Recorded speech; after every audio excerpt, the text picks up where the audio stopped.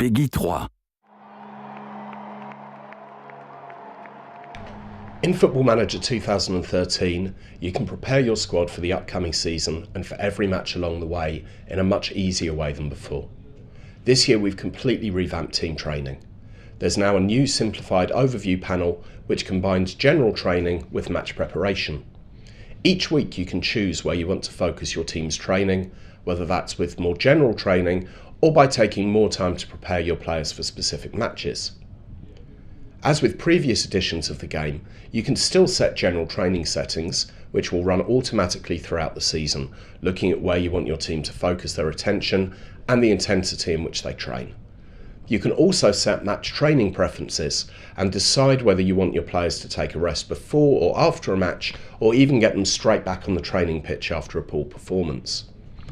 On top of this, you now have the ability to go deeper into your team's training and choose a schedule that suits you.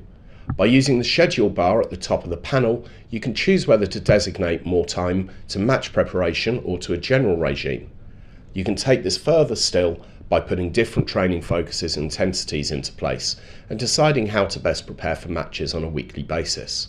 For example, if you had 2 games in a week, you may want to reduce the intensity of training for that week and focus your match preparation on areas of weakness that your next opponents could exploit. Under the Individual tab within Training, you can step away from the team training and take a look at the individual players. In addition to their team training, players can then be trained to improve specific areas of their game. For example, if your striker's shot accuracy is poor throughout the season, you can ask him to develop his finishing skills and your coaches will keep you updated on his progress. Also, brand new to Football Manager 2013 is the ability to send your coaches to acquire their training badges.